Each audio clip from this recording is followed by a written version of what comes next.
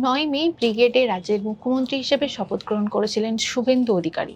তার ৩১ দিনের মাথায় রাজ্যের মন্ত্রীদের দপ্তর বন্টন করে দেওয়া হলো।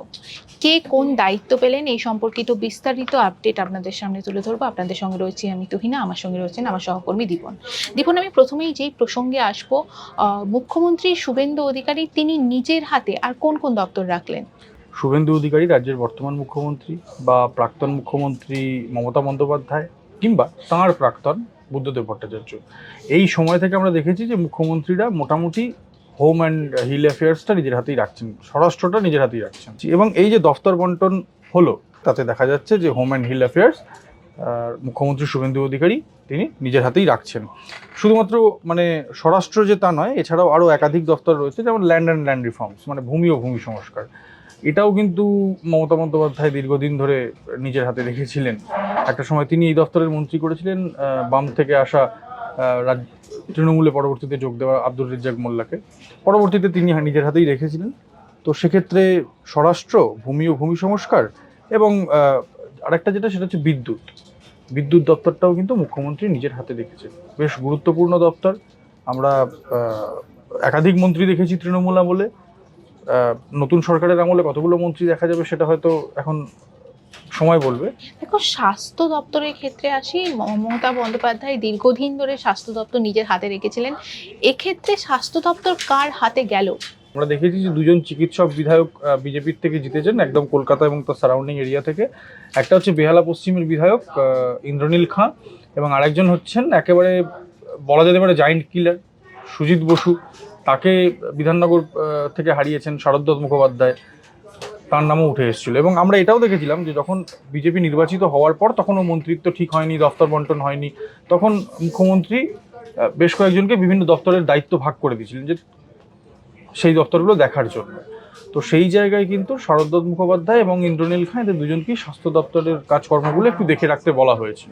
এবং যে লিস্ট বেরোলো তাতে তো খুব স্বাভাবিকভাবেই শারদ মুখোপাধ্যায়কে দেখা যাচ্ছে যে স্বাস্থ্য দেওয়া হয়েছে। বিজেপি ক্ষমতায় আসার আগে বিজেপির অন্যতম যে প্রতিশ্রুতি ছিল, সেখানে নারী সুরক্ষায় বিস্তর জোর দেওয়া হয়েছিল, এবং নারী এবং শিশু কল্যাণ দপ্তর অত্যন্ত গুরুত্বপূর্ণ দপ্তর। কার হাতে গেল এই দপ্তর? তো এখনো পর্যন্ত তো আমরা দেখেছিলাম যে সেই দায়িত্ব সামলাচ্ছিলেন অগ্নিমিত্রা পাল, তিনি পুরো নগর উন্নয়ন দপ্তরের দায়িত্ব সামলাচ্ছিলেন, এবং এই দপ্তর অ্যাডিশনালি তার কাছে ছিল।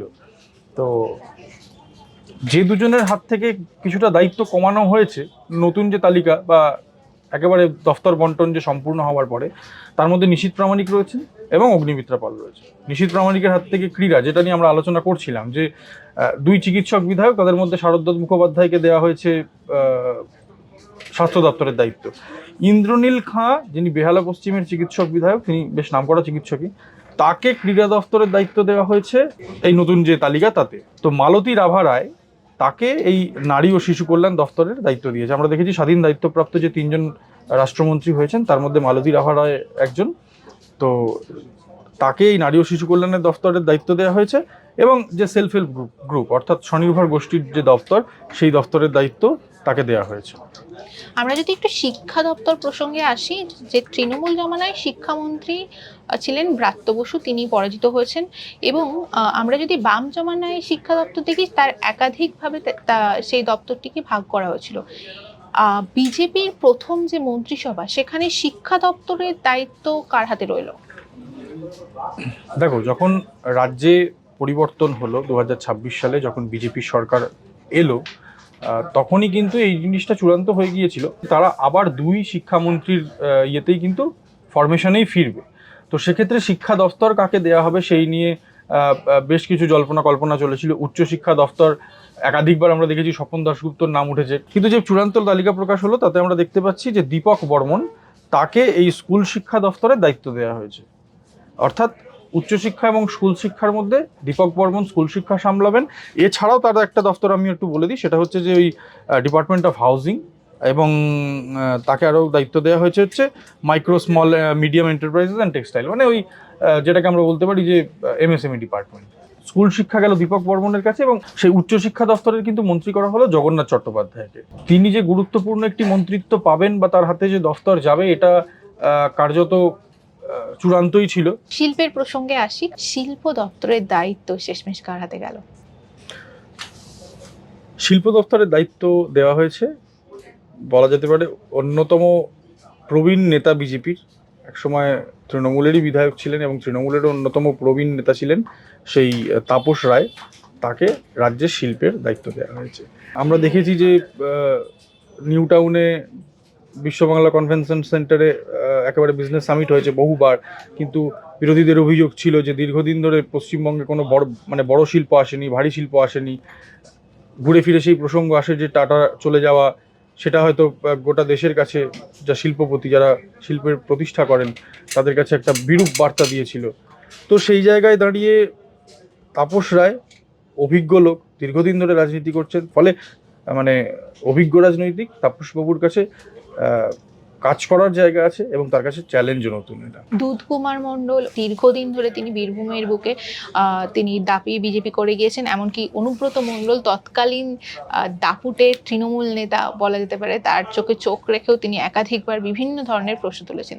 এই নেতাদেরকে কোন দপ্তর দেয়া হলো? তাদেরকে মন্ত্রিসভায় তারা কোন দপ্তর সামলাবেন? বীরভূমের মতো একটি জেলায়, যেখানে তৃণমূল কংগ্রেসের বলা যেতে পারে অন্যতম স্তম্ভ এবং বীরভূমের সর্বেসর্বা অনুব্রত মণ্ডল রয়েছেন, সেইখানে দাঁড়িয়ে বিরোধী রাজনীতি করা বেশ চ্যালেঞ্জিং।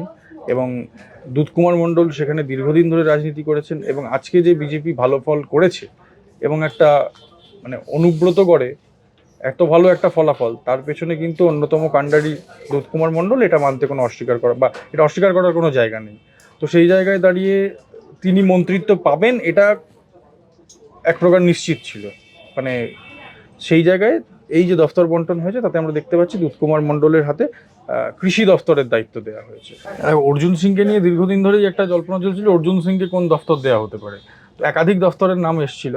তো শেষ পর্যন্ত যে দফতর বন্টন হয়েছে, তাতে আমরা দেখতে পাচ্ছি যে শ্রম দফতর এবং ট্রান্সপোর্ট ডিপার্টমেন্ট অর্থাৎ পরিবহন দফতর দেওয়া হয়েছে। উত্তরবঙ্গ উন্নয়ন দপ্তর, তার কারণ আমরা দেখেছি যে নির্বাচনের আগে আমরা যদি 2021 সালেও দেখি, উত্তরবঙ্গে বিজেপির যে পারফরমেন্স ছিল তা কিন্তু নজর কাড়া। এবং এবারের 2026-এর বিধানসভা নির্বাচনের সময়ও কিন্তু উত্তরবঙ্গ কার্যত বলা যেতে পারে বিজেপিকে ভরিয়ে দিয়েছে। সেই জায়গায় দাঁড়িয়ে উত্তরবঙ্গকে আলাদা গুরুত্ব যে বিজেপি সরকার দেবে তা এক প্রকার স্পষ্ট ছিল।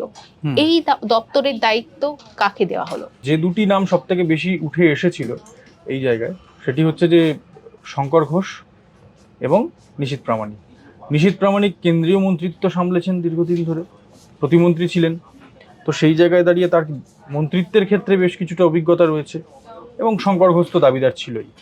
তো আমরা যে নতুন তালিকা আজকে নোটিফিকেশনে দফতর বন্টনের মধ্যে দিয়ে এলো, তাতে দেখতে পাচ্ছি যে এই নিশীথ প্রামাণিকের কাছ থেকে ক্রীড়া সরিয়ে নেওয়া হয়েছে, কিন্তু উত্তরবঙ্গ উন্নয়ন দফতর তাড়াতে রাখা হয়েছে। ফলে তিনি কোচবিহারের মানুষ, উত্তরবঙ্গের যে সমস্যাগুলো দীর্ঘদিন ধরে ছিল, উত্তরবঙ্গের মানুষের অভিযোগ ছিল যে তারা উন্নয়ন থেকে বঞ্চিত হয়েছেন।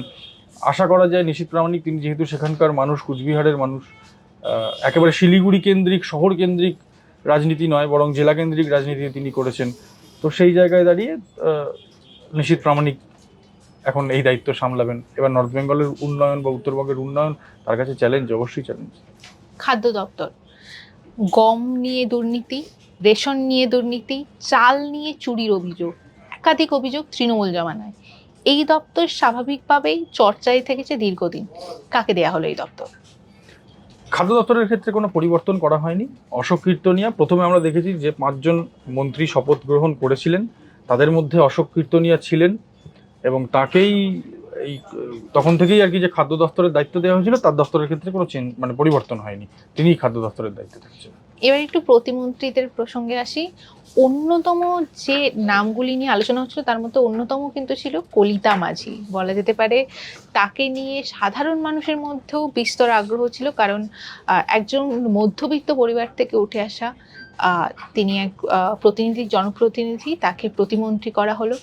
তাকে কোন দপ্তরে তিনি প্রতিমন্ত্রী? কলিতা মাঝির উত্থানটা খুব দুর্দান্ত উত্থান বলা যেতে পারে, বেশ চর্চায় ছিল, আলোচনায় ছিল। আমাদের সহকর্মী সুদীপ্তাদি স্টোরিও করেছেন কলিতা মাঝিকে নিয়ে। তার যে লড়াইটা, সেটা সত্যি কুর্নিশ করার মতন। একদম গৃহপরিচারিকা থেকে রাজনীতির ময়দানে আসা, সেখানে লড়াই করা, বিধায়ক হওয়া এবং প্রথম বিধায়ক হওয়ার পরেই মন্ত্রী হওয়া, জার্নিটাই খুব সুন্দর। মানে তো সেই জায়গায় দাঁড়িয়ে কলিতা মাঝির হাতে কোন মন্ত্রিত্ব যাবে সেটা নিয়েও জল্পনা ছিল, এবং এই তালিকায় আমরা এই মুহূর্তে দেখতে পাচ্ছি কলিতা মাঝিকে ডিপার্টমেন্ট অফ হাউজিং এর দায়িত্ব দেওয়া হয়েছে। বিজেপির কোনো হেভিওয়েট নাম যারা এই 26-এর নির্বাচনে জায়ান্ট কিলার হিসাবে উঠে এসেছে, তাদের কাউকে কি বাদ দেওয়া হলো? মানে যেই নামগুলো নিয়ে চর্চা চলছিল দীর্ঘদিন ধরে, তাদের মধ্যে কেউ কি মন্ত্রিত্ব পেলেন না, কোনো দপ্তর পেলেন না, এরকম কোনো নাম এই মুহূর্তে কি ভেসে আর উঠছে? দেখো, জায়েন্ট কিলার হতে হবে এরকমটা ব্যাপার না। জায়েন্ট কিলার ছাড়াও বেশ কিছু গুরুত্বপূর্ণ নাম আছে যাদের মন্ত্রিত্ব পাওয়ার একটা সম্ভাবনা ছিল, বা বলা যেতে পারে তাদেরকে কেউ কেউ মন্ত্রী ভেবেও ফেলেছিলেন। তো সেরকম একজনের নাম অবশ্যই বলতে হয়, সেটা হচ্ছে যে শিবপুরের বিধায়ক রুদ্রনীল ঘোষ। তো রুদ্রনীল ঘোষের একটা মনে করা হয়েছিল তিনি তথ্য সংস্কৃতি দপ্তর পাবেন। তিনি, আমরা দেখেছি যে এখন যে বিনোদন দুনিয়ায় যে গন্ডগোল চলছে, গিল্ডের যে সমস্যা চলছে, সেখানে রুদ্রনীল ঘোষের একটা প্রত্যক্ষ বলা যেতে পারে উপস্থিতি আমরা দেখেছি। তথ্য সংস্কৃতি বা এই জাতীয় কোনো দপ্তরের দায়িত্ব বা যে কোনো মন্ত্রিত্বের দায়িত্বই রুদ্রনীল ঘোষ পেতে পারেন এমন একটা আশা করা হয়েছিল। তো সেই জায়গায় দাঁড়িয়ে বলা যেতে পারে রুদ্রনীল ঘোষ যে মন্ত্রিত্ব পেলেন না, সেটা খানিকটা আনএক্সপেক্টেডও বটে। এবার এই আনএক্সপেক্টেড নিয়ে যদি আলোচনা করতে হয়, এটা একাধিক সম্ভাবনা এবং সম্ভাবনা ভরপুর।